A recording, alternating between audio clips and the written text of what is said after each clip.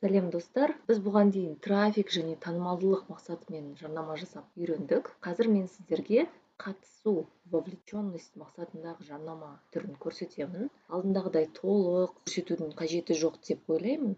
Өйткені трафикті, танымалдылық жарнаманы жасап өздеріңіз көрсеңіздер, қатысу жарнамасы оп-оңай болып көрінеді. Ең бірінші біз ADS менеджерге өтеміз. Аккаунтымызды таңдаймыз. Міне былай. Сосын таблица түріндегі ADS менеджердің басты бетіне өтеміз. Жасау дегенді басамыз, қатысуды таңдаймыз. Ары қарай деп өтеміз. Компанияны қолданы жасау деп таңдаймыз, жалғастыру дейміз. Жарнама компаниясының атын біз қатысу тест деп өзгертіп жазамыз, бірақ сіз өздеріңіздің компанияның атын жазсаңыздар болады. Болды, мына жерде басқа ештеңені толтырмаймыз. Жарнама тобына өтіп, мына жерде конверсия деген бөлімге кіріп қараймыз. Бұл жерде хабарлама жіберетін қосымша, сіздің жарнамаларыңыз, қоңырау шалу, сайт, қосымшалар, Facebook парақшасы деп шығып тұр. Біз осылардың біріне адамдарды жіберсек болады. Бірінші хабарлама жіберетін қосымша дегенді қарап көрейік, таңдаймыз. Біздің парақшаны таңдап қоямыз.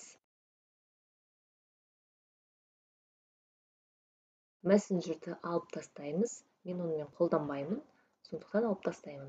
Instagram, Директ пен WhatsApp'ты қалдырамыз. Егер WhatsApp сізде қосылмаған болса, мына жерде қоссаңыз болады. Телефоныңызға код келеді, сол арқылы оп-оңай қосылады. Қарасаңыздар, астында максималды 50 номер қоса аласыз деп жазылған.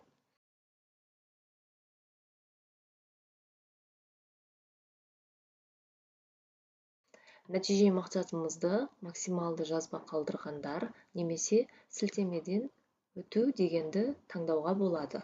Бірақ біз біріншісін қалдырамыз, өйткені біз адамдарды Директ пен WhatsApp'қа жібереміз. Бюджетке $1 деп қоямыз. Минималды қоямын қазірше, автоматты түрде Қазақстан деп тұрады, сол үшін аудитория көлемі үлкен 5 миллиондай болып тұр.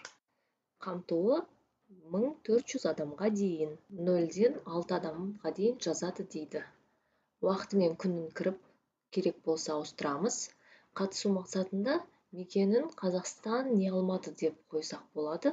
Негізі қатысу ол лайк басатын, посттарды сақтайтын, басқаларға жіберетін, комментарий жазуды жақсы көретін адамдарға көрсетіледі. Сондай сіздің аккаунтыңыздың жоғары көтерілуіне ықпал тигізіп отыратын, қатысатын адамдарға көрсетіледі. Сондықтан олар мүлдем сіздердің аудитория болмауы мүмкін.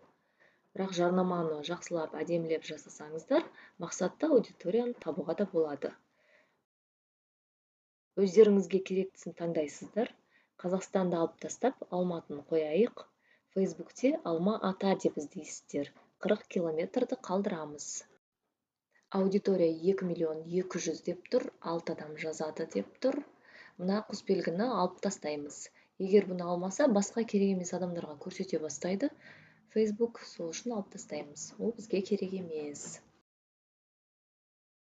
Детальді таргет жасау үшін мына жерге кіреміз.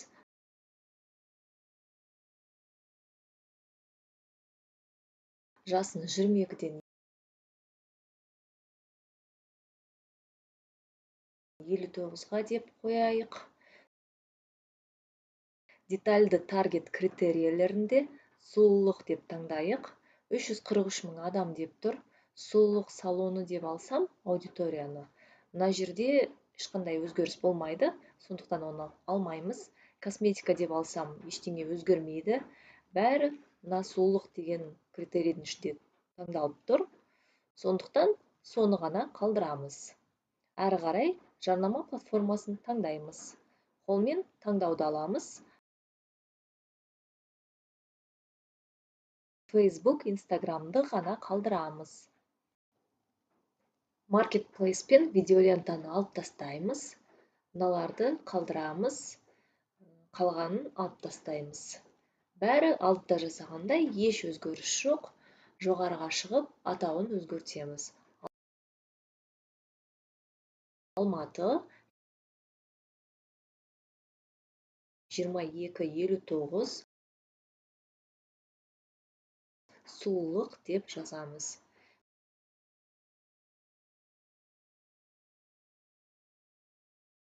Және директ деп жазып қояйық.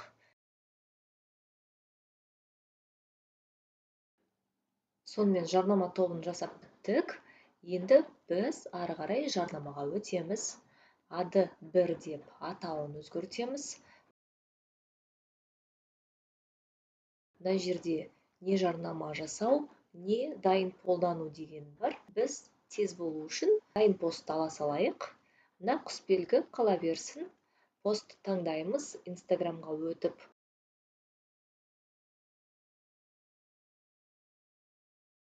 Мына рилсті таңдай салайық. Бұл рилс Фейсбукте жоқ. Сол үшін мына жерде міне мынандай ескерту көрсетіліп тұр. Фейсбукте жоқ деп. Сол үшін біз қайтадан кіріп, басқасын таңдайық. Таңдап жатқан кезде мынандай қызыл белгімен тұрған посттарды қарасаңыздар болады. Ол жерде болмайды деген сөз.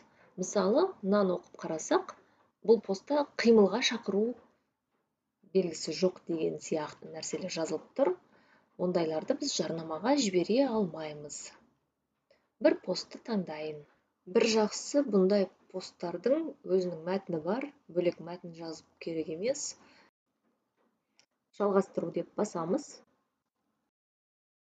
WhatsApp-қа хабарлама жіберу деп тұр. Жарнаманы басқан кезде адамдар WhatsApp-қа өтеді, сол жерде осы сұрақтар шығады. Сосын мына сұрақтар тізімін өзгертсек болады. Мысалы, жоғары жаққа біз сәлеметсіз бе, не көмек көрсете аламыз деп жазамыз.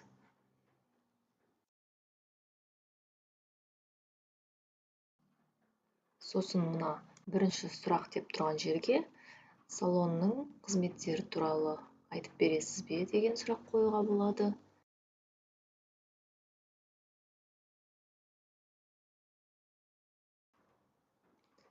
Екінші сұрақ ретінде салонға жазылайын деп едім деген сұрақ қойса болады. Үшінші сұрақ, сұрақтарым бар еді, кіммен сөйлесуге болады деген сияқты, немесе менеджермен сөйлесуге болады ма деген сияқты сұрақ қоюға болады.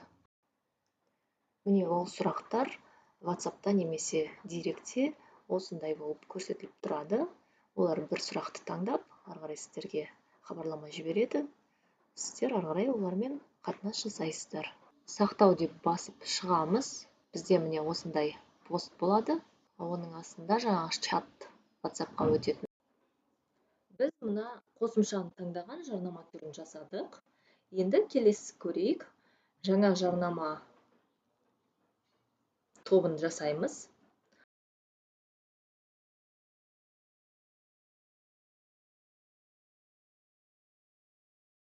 Бұл жерде біз сіздің жарнамаңыз деп таңдаймыз. Мына жерде видео қарау қала береді. Бұл жарнаманың мақсаты көп адамға сіздің видеоңызды көрсету. Сондықтан көп адам көрген сайын сізге жақсы. Бюджетті $1 деп қоямыз. Тағы мына жерде мындай True Play деген бар. Соңына дейін көретін адамдарға көрсетіледі. Және 2 секунд көретіндері деген бар. Біз өзгеріссіз осы автоматты шығып тұрғанды қалдыра береміз.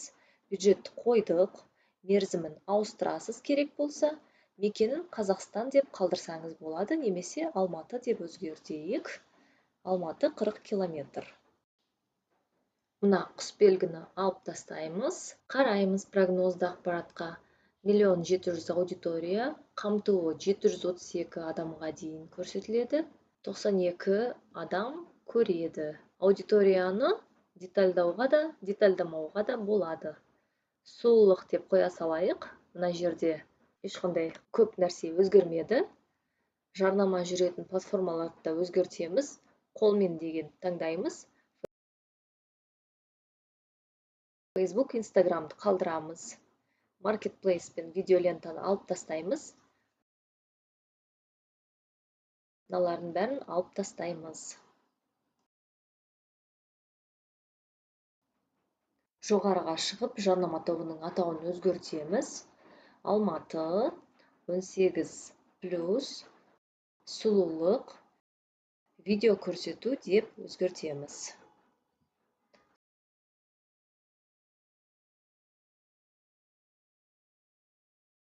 Содан кейін жарнамаға өтеміз. Ады бір деп жазамыз. Facebook парақшасын таңдаймыз. Бізде салынған пост таңдай саламыз.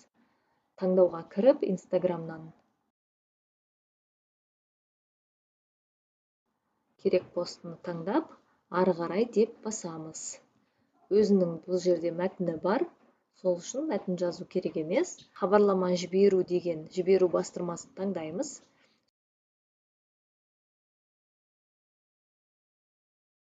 Сұрақтар тізімін өзгертсек болады. Сәлеметсіз бе деп автоматты түрде кірген адамның аты шығады. Не көмек бере аламыз, барлық сұрақтарды өз қалауыңызбен өзгерте аласыз. Жарнамаңызға кіргенде міне былай көрсетіліп тұрады. Сақтау дегенді басамыз. Міне біз екінші жарнама тобын жасадық. Енді үшінші жерді көрейік. Жарнама тобын жасау дейміз. Ол қоңырау шалу. Таңдаймыз. Максималды звондау деген мақсат.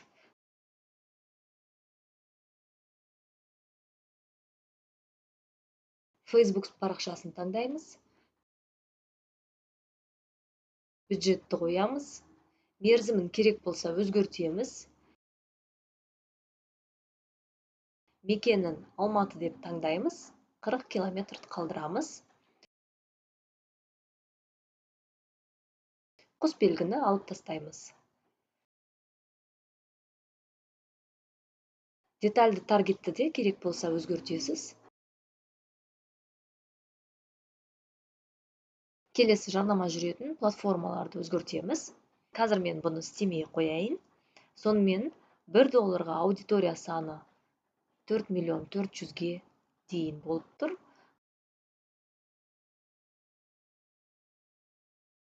Қамтуы 2100 адам, 9-дан 25 адамға дейін қоңырау шалады деген болжам шығып тұр.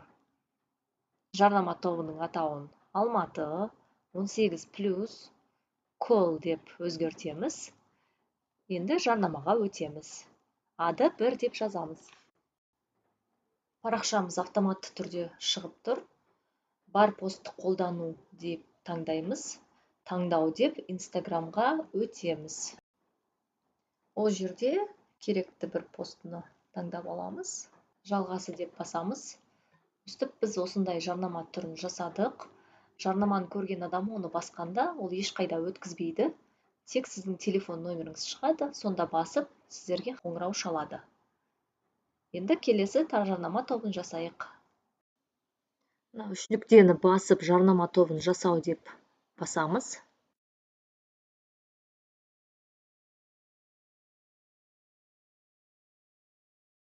Келесі апаратын жер ол сайт. Трафиктегідей сайтыңызға апарады. Бұл жерде нәтиже максималды конверсия. Конверсия деген ол жаңағы сайтқа тапсырыс қалдыру. Сондықтан осыны қалдырамыз. Мыналардың бәрін осылай қалдырамыз, өзгертпейміз. Жай қарап шығыңыз. Стандартты көрсетілім дегенді де қалдырамыз. Бюджет $1 қоямыз. Жарнама мерзімін қалдырамыз, не өзгертеміз. Қазақстанды да қалдыра саламыз. Детальді таргет керек болса, оны өзгертеміз. Платформаларды өзгертеміз.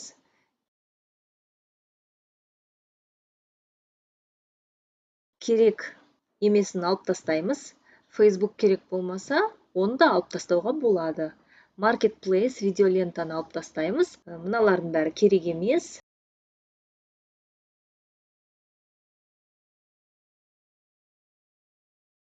Жарнама тобының атауын өзгертеміз. Алматы сайт деп жазамыз. Енді жарнамаға өтеміз. Ады бір деп жазамыз.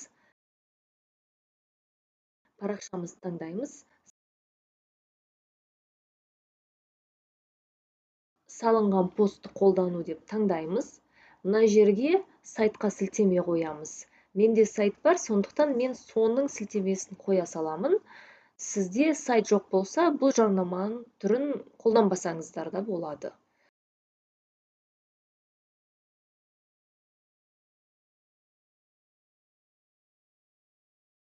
Постты таңдау дегенге кіріп, Инстаграмдағы керек постты жүктейміз. Шақыру бастырмасын таңдаймыз. Көбінде мен толығырақ деген бастырманы қолданамын. Мына жерге тағы сол сілтемені қоямыз. Және мына жерде екінші байланыс түрін қойсаңыз болады деп тұр. Мысалы, WhatsApp немесе Instagramға жіберуге болады. Егер ол сізге керек болмаса,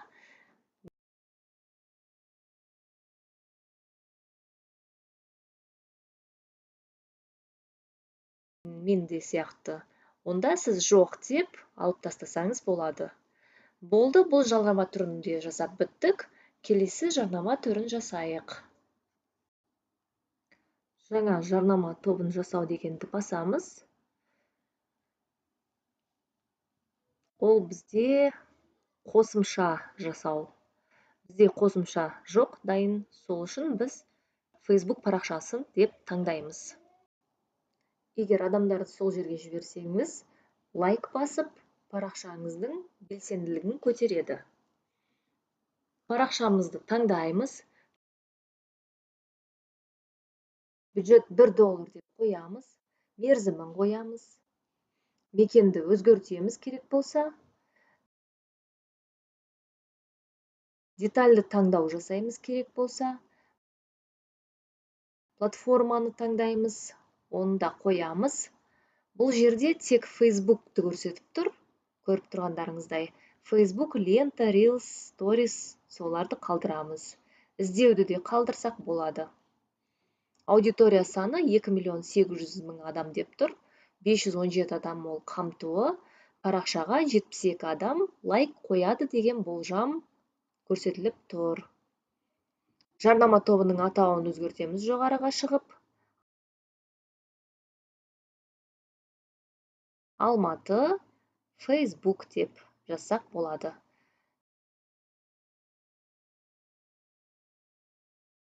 Жарнамаға өтеміз. Ады 1 деп қоямыз.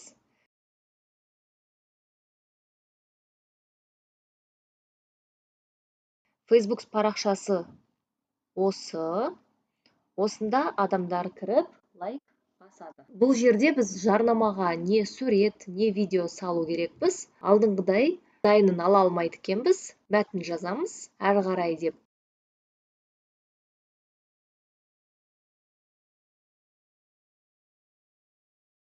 Керек баннер, не видеоны саламыз, дайын деп басамыз. Мына жерде мәтін жазасыздар. Болды. Тағы бір жарнама тобын біз жасадық. Facebook'те астында ұнайды деп шығып тұрады бастырма міне. Сөйтіп Facebook'ке адамдар жинауға болады. Болды. Біз қоңырау шалатын жарнаманы директтің WhatsAppқа жіберетін, сайтқа жіберетін, видео көруге, Facebook'ке жіберетін жарнама түрлерін жасадық. Егер мына неге қосымша жарнаманы жасамадық деп ойласаңыздар, оған бізге дайын қосымша керек, сосын ол жарнама түрін біз тастап кеттік.